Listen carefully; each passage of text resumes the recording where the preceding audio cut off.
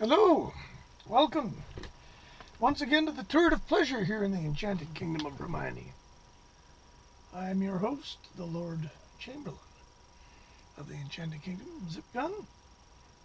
And I've been on for a couple of weeks. I've had nothing to talk about. I've been up here listening to music, watching airplanes crash, waiting for the COVID shot to come out, been working on some music.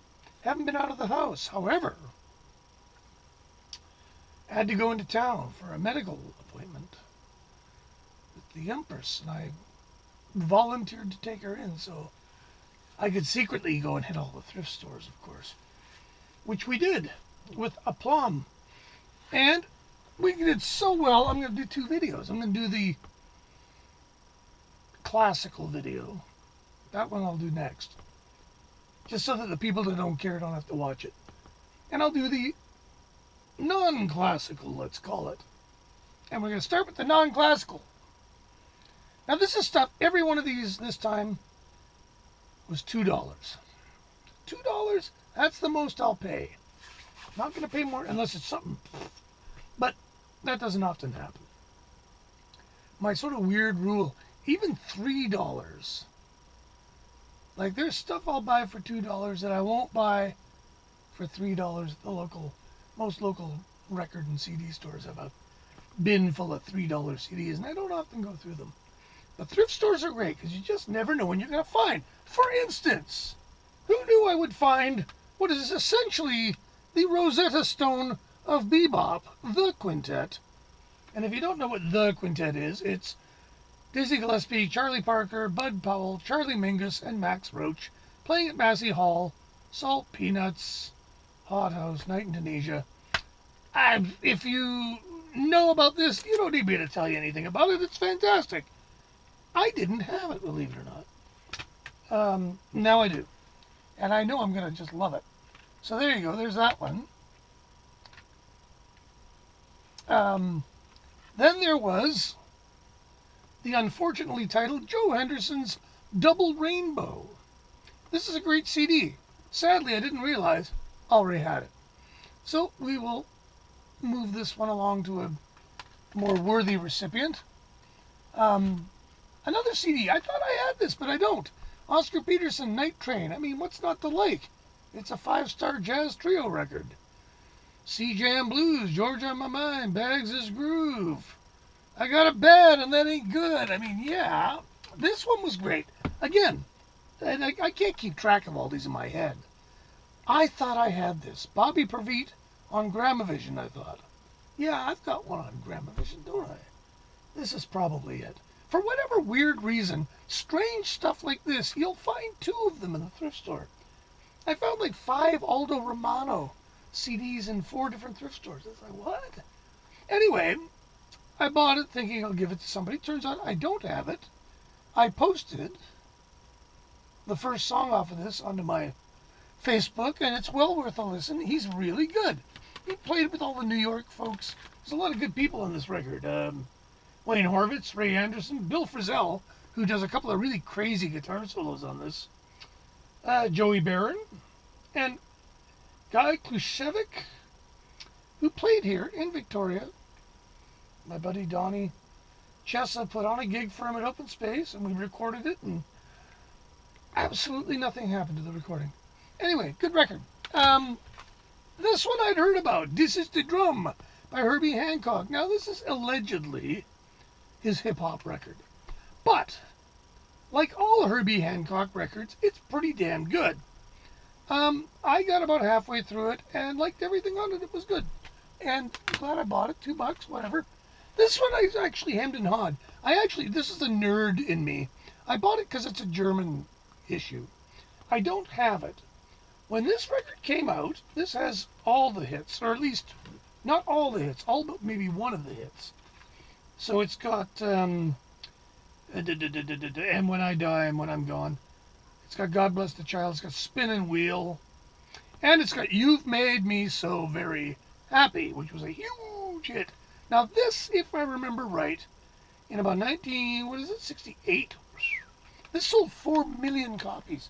That's a lot of records in 1968. And then they almost immediately went south. Um, the Empress, this is a separate thing, but the Empress found this in the thrift store and just thought, oh, maybe this is good. I was deeply suspicious.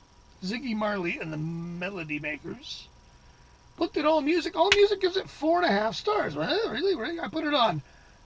I dislike this record intensely. It is not staying. Then we get into the world music. Now, I don't know. I suspect some wealthy Latin Americano has died or something, because where the heck are you going to find not just Astor Piazzolla? Now, I found a bunch of his stuff, but this is basically the record that kind of started it all. Released in Italy on some bizarre label I've never fucking heard of, and this looks like an old, possibly original CD issue. It's so Italian. It's very, who knows if it's even legit. It's probably a pirate or something. The string arrangements on this have to be heard to be believed. They're unbelievably cheesy, but they're great. And then there's this. Now I just bought this because it's on World Circuit. I'll buy anything on World Circuit. Now, 95% of the World Circuit stuff I find is on World Circuit / none such. So it's done through Warner Brothers. This is not.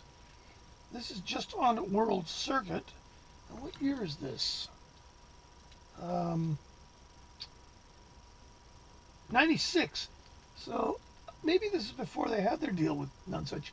At any rate, it is Cuban music. It's real Cuban music. Basically, percussion, guitar, singing.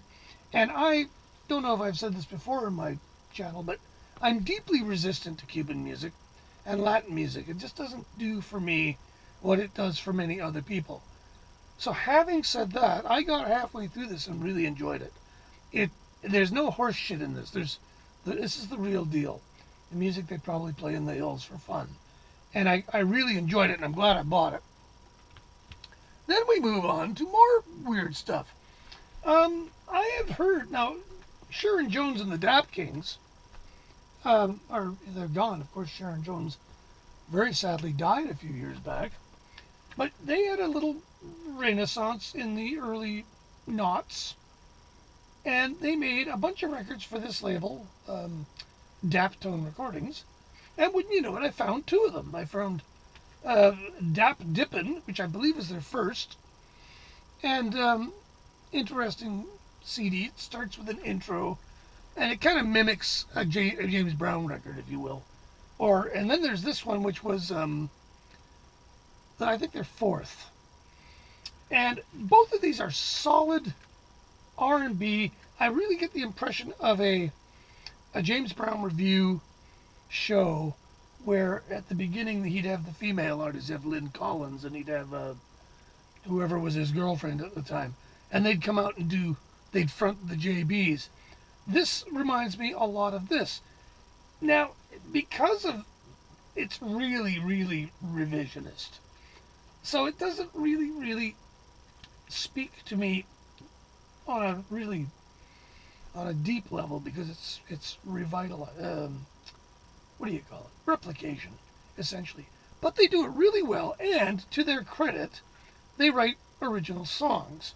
And I noticed, especially on this one, the originals are written by literally everybody. The drummer writes one, the tenor player writes one, the trumpet player writes one, the guitar player writes one, and they're all pretty damn good. And they've really got the, if you will, formula. They've figured it out. And they know how to make this music in a really convincing, super danceable, super enjoyable format. And if you demand originality and innovation, you're not going to get it here. These people are working a very well furrowed row, but they're doing it with so much love and admiration that you can't not like it. If you like James Brown and Lynn Collins and the minor sort of northern soul stuff, you gotta love this stuff. I'm really happy to pick it up for cheap. And now we move into even more sort of populist territory, if you will. And these were next door to each other, which is great because they're married to each other. I found Susan Tadechi's Back to the River, which I do believe is maybe her most recent, 2008. And the Derek Trucks Already Free on Victor Records, which is kind of cute. Good to see Victor's trademark is still surviving. Now, both of these people have been on my radar forever. I've heard nothing but good things about both of them. As a former big fan of the Allman Brother bands way back before they all started killing themselves with motorbikes, I was aware that Derek was in the band currently, was the son of course, Butch Trucks. And basically, the Allmans were family to this guy. And he has learned what he has learned largely by osmosis, one would think. Now, I finally get to hear him, listen to it carefully, and I really quite like this record. Really great guitar playing on it.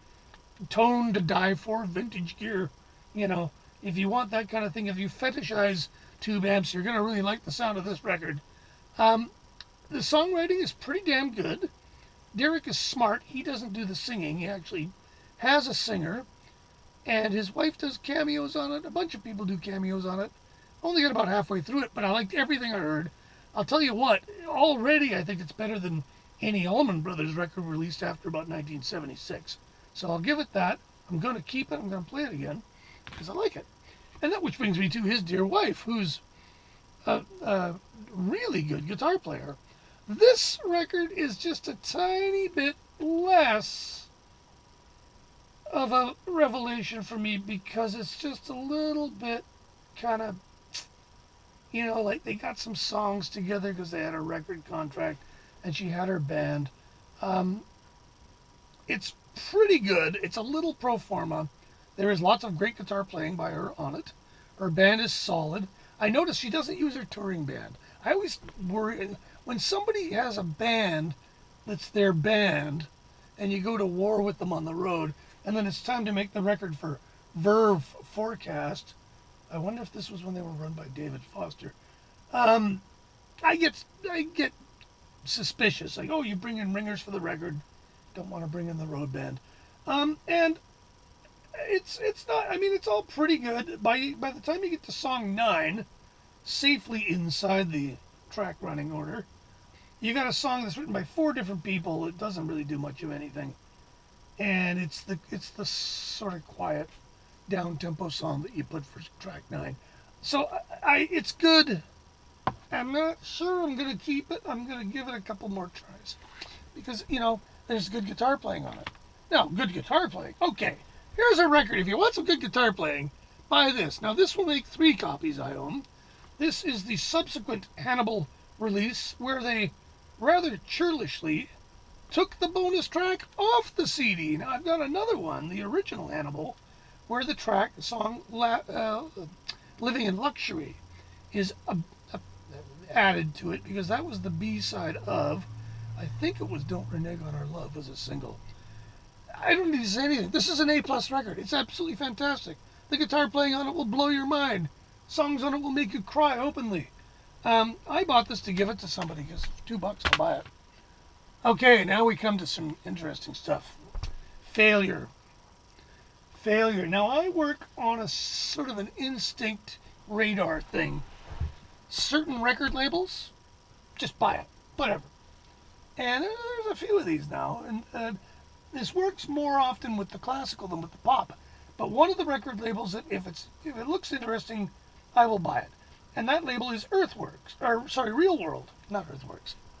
Peter Gabriel's label. Now, I don't have a lot of time for Gabriel's music. I'm quite profoundly sick of him. But he's got a good heart. He sure knows how to promote music from places like Mali and, Zanzibar and whatnot. However, this record, I bought it knowing nothing about Joseph Arthur. Come to Where I'm From by Joseph Arthur. And there's some interesting, it's a much more elaborate package than you would get with the regular Real World recordings, which, I could make a crack about this because it's a young white man doing the record, but I don't think that's the case. This appears to be, okay, there you go. There he is. Now, I don't know anything about this guy. I literally don't. I bought this because it was on Real World. Well, you know what? I don't like this record one bit. Produced by T-Bone Burnett, Joseph Arthur, Rick Will, Chad Blake. There's a lot of whispery vocals on it. So Gabriel, I guess, signed this guy, Jim Keltner, appears to play drums on this.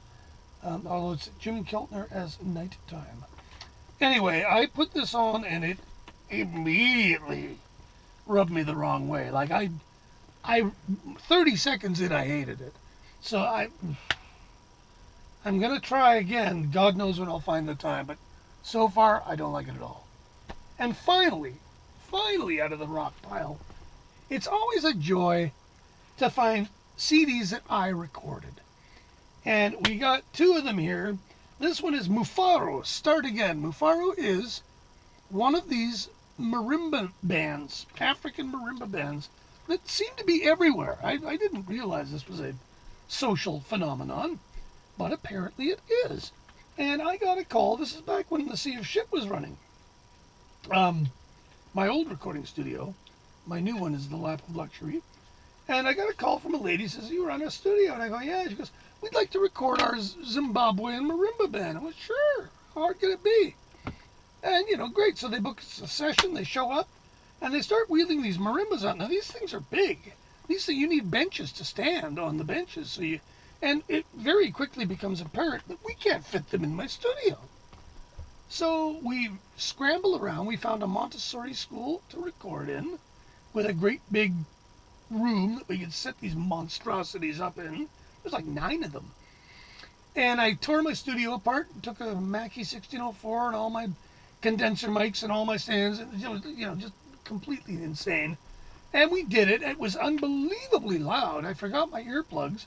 And I'll tell you what, didn't do my hearing any good. And we came out with Start Again. And this is actually you'll only find it in the southern Vancouver Island region because it was just something they made themselves.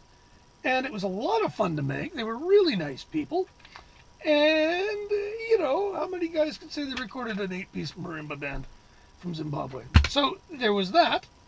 And then there's my old buddy, Paul Pigat, a.k.a. Cousin Harley.